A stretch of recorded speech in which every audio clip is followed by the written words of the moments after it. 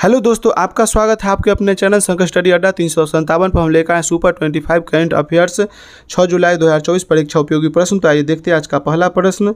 आज का पहला प्रश्न, निम्नलिखित में से कौन सा विश्व का सबसे बड़ा अंतर्राष्ट्रीय समुद्री अभ्यास है? तो इसका सही उत्तर है option C, rim of the Pacific RIMPAC. अगला प्रश्न है, हाल ही में राष्ट्रीय लेखाओं के आधार पर वर्ष में संशोधन हेतु किसकी अध्यक्षता में समिति का गठन किया गया है? तो इसका सही उत्तर है ऑप्शन सी, विश्वनाथ गोल्डर समिति। अगला प्रश्न है, हाल ही में अमेरिका का स्वतंत्रता दिवस कब मनाया गया है? तो इसका सही उत्तर है ऑप्शन बी, 4 जुलाई। अगला प्रश्न है, हाल ही में चर्चा में रहे प्रोजेक्ट नेक्सस का संबंध किससे है? तो इसका सही उत्तर है ऑप्शन सी, आरबीआई से।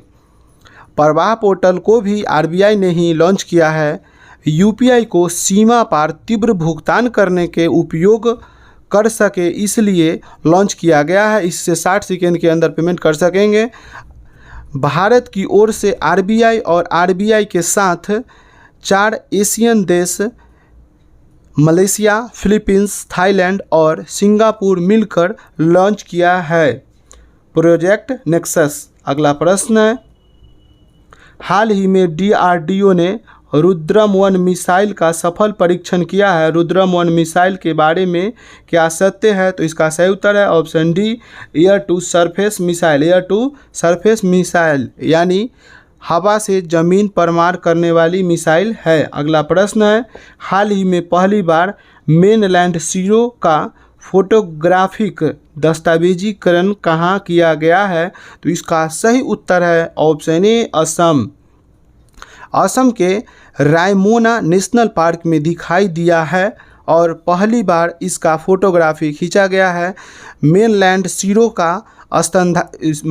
सीरो यह स्तनधारी प्रजाति है। यह बकरी और हिरन के बीच की संकर प्रजाति है। अगला प्रश्न है, हाल ही में भगवत गीता पर एमए कोर्स शुरू करने वाली दुनिया का पहला विश्वविद्यालय कौन सा बना है? तो इसका सही उत्तर है ऑप्शन सी, इग्नू। इग्नू का फुल फॉर्म होता है Indira Gandhi national open university. अगला प्रश्न है, हाल ही में किस संगठन ने मृदा पर अंतर्राष्ट्रीय सम्मेलन में नए विश्व मृदा स्वास्थ्य सूचकांक की घोषणा की है? तो इसका सही उत्तर है ऑप्शन सी, यूनेस्को। यूनेस्को का फुल फॉर्म होता है United Nations Educational, Scientific and Cultural organisation.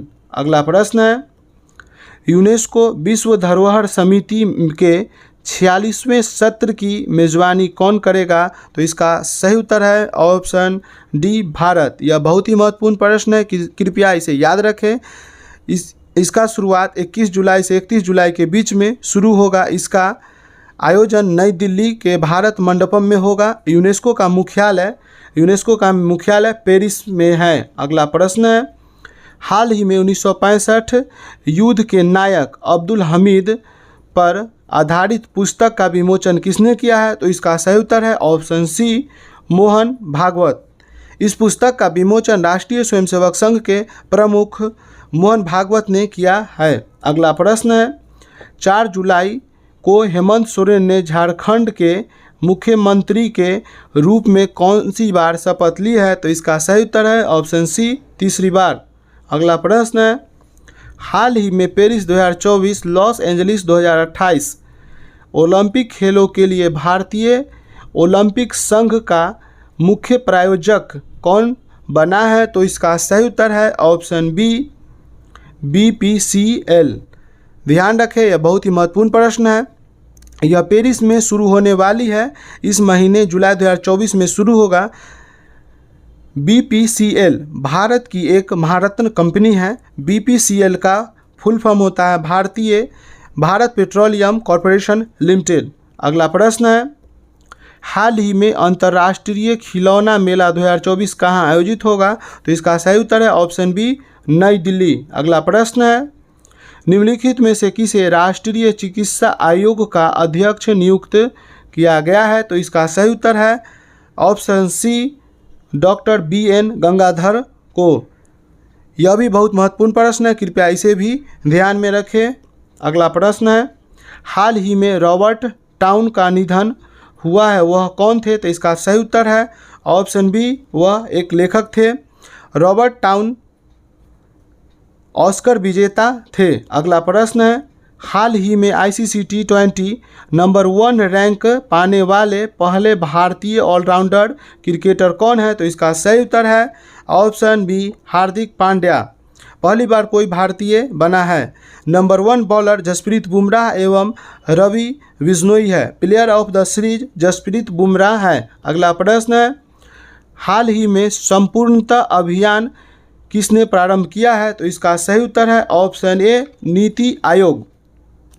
संपूर्णता अभियान नीति आयोग ने शुरू किया है। 4 जुलाई से 30 सितंबर 2024 तक चलेगा। इसका मुख्य लक्ष्य है, इसमें 112 आकांक्षी जिले और 500 आकांक्षी ब्लॉक है। ये आकांक्षी जिले वो जिले हैं जो सामाजिक रूप से या आर्थिक रूप से पिछड़े हैं, तो उनको लेवल में लाना है। अगला प्रश्न है, हाल ही में भारत ने कहाँ कोलंबो प्रोसेस बैठक की अध्यक्षता की है? तो इसका सही उत्तर है ऑप्शन बी, जेनेवा।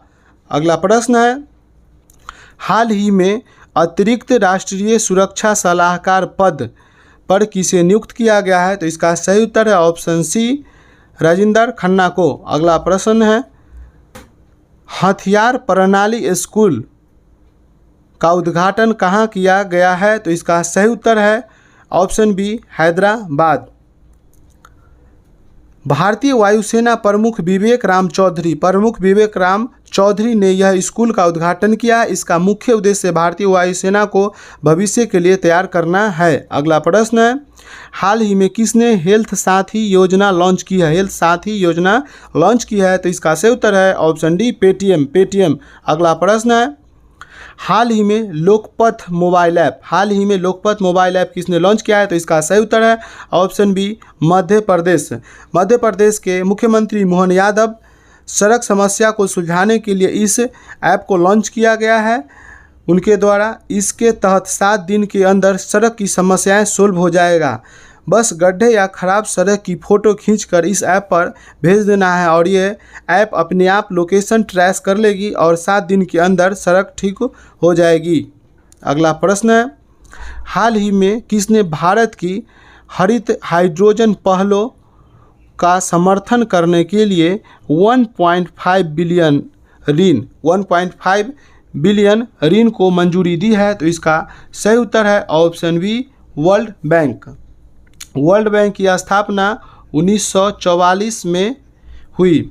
इसका हेडक्वार्टर है वाशिंगटन DC। अगला प्रश्न है, शंघाई सहयोग संगठन SCO का 10वां सदस्य कौन बना है? तो इसका सही उत्तर है ऑप्शन ए, बेलारूस। अगला प्रश्न और इस वीडियो का आखिरी प्रश्न है, स्मृति विश्वास का निधन हो गया है। वह कौन थी? तो इसका सही उत्तर है ऑप्शन डी, वह एक अभिनेत्री थी। अभिनेत्री स्मृति विश्वास का नासिक में निधन हो गया है 100 वर्ष की उम्र में। स्मृति विश्वास 1930 से 1960 के दशक में बॉलीवुड की टॉप एक्ट्रेस थी। धन्यवाद, मिलते हैं अगले दिन अगले वीडियो के साथ।